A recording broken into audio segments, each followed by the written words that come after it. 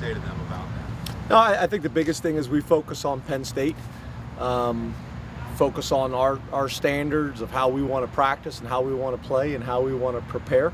But it's always just about us, that you obviously have to have an awareness of your opponent and who you're playing and things like that. But I want them to focus on Penn State. And do you take into account the fact that the head coach won't be there for the game when you're preparing? Does it make any difference to you? I've never been in this situation before.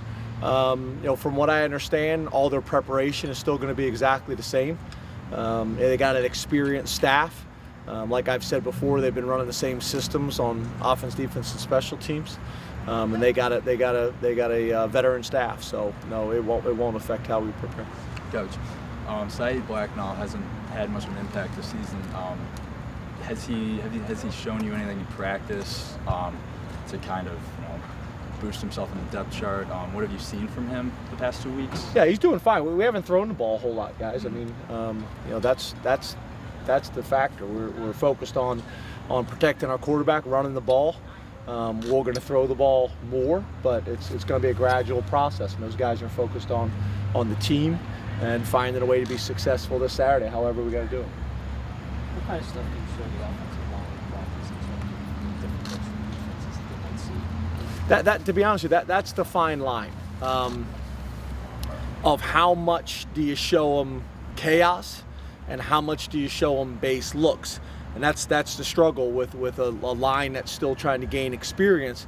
You want base looks to allow them to gain confidence and then grow from there.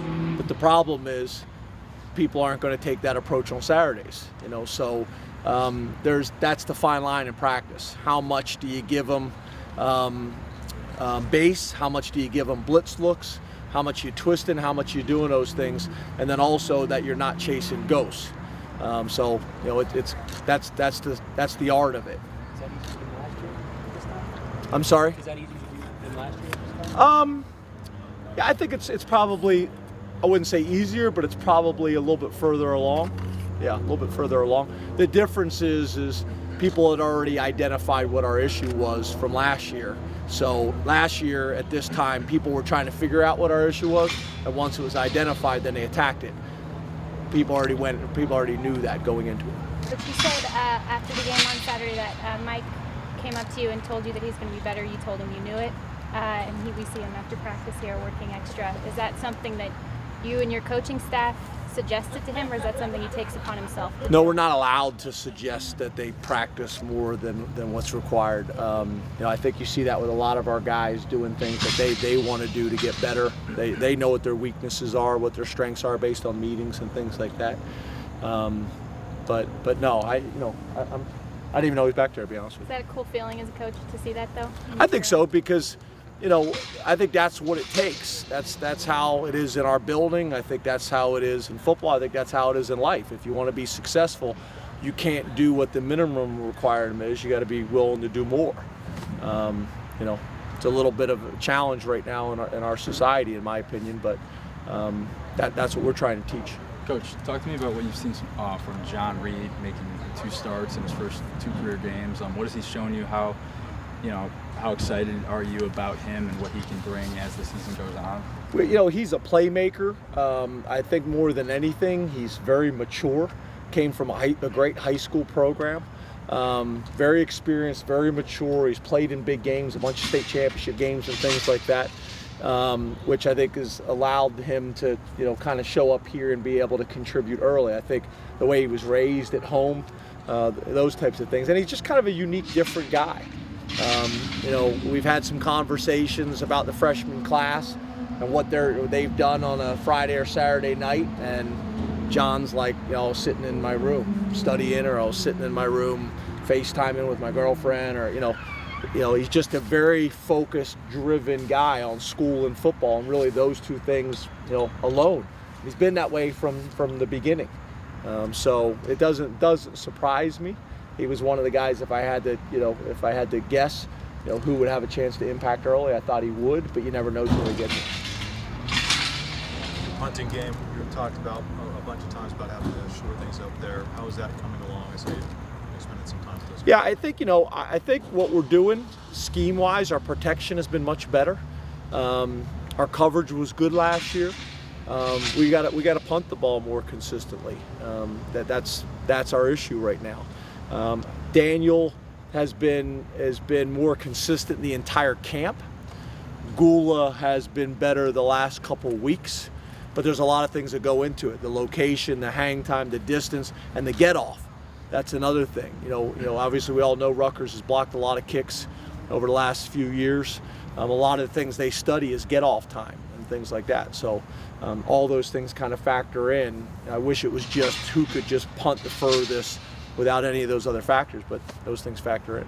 James, Christian said today on a conference call, he was asked about play calling. He said he wasn't quite sure who was doing the calling, where it was coming from.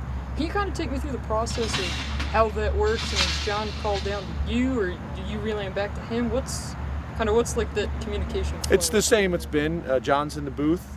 He calls the plays. There'll be recommendations, but for the most part, John calls the plays. He calls down to our sideline. We have multiple guys that signal the plays into the quarterback, whether it's a formation signal and play signal, or whether it's a number signal on his wristband, whatever it may be. And then I'll have some suggestions as the game goes. Coach, what do you like about Tompkins in the return game, and how close do you think he is to actually breaking through and getting one into the end zone for you? I'm not sure. I don't think it has. I don't think it's all just about Tompkins. I think we're blocking well right now on both teams. But obviously he showed that he could give us a flash. Mark Allen started there.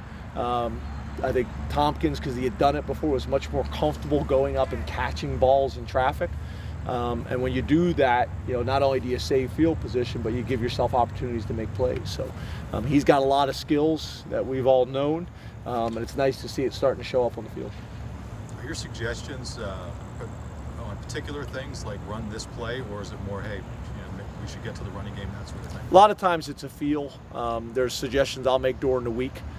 With the defense, there's suggestions I'll make with special teams, there's suggestions I'll make with offense about things that I think we need to do to manage our situation better. As the week goes on, if I feel like we're going in a different direction, I'll pull us back. And then same thing on Saturday. Sometimes you're up in the booth, you don't have a feel for what's going on emotionally on the sideline and things like that. Same thing if I feel like we're maybe running it too much or passing it too much or not moving the pocket enough or whatever it may be.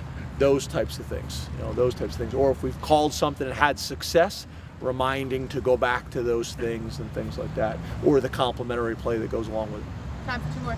What would be, I know you'll hear some coaches say they want to be 60-40 or 50-50 with the run pass. I mean, do you have that number in mind, or is it just kind of the flow of the game? I think it's more the flow of the game. I think, obviously in general, you'd love to be 50-50. You'd love to be able to run it and throw it equally, and not just 50-50, but 50-50 based on situations and personnel groups as well, as much as you possibly can. But yeah, again, a lot of it's the flow of the game. Are you having trouble protecting? Well, then it's gonna go in the other direction. Are you able to protect, and do you feel like you have matchups that you can take advantage of? Then it's gonna go in that direction. So it's more just you have a plan going into the game, and then as the game goes, how it turns out. Are there any status updates on Andrew Nelson, Grant Haley, or Brandon Bell to this point? Yeah, they're doing great. So I'm not going to get into the specifics, but they're doing really good. Thank you, Coach.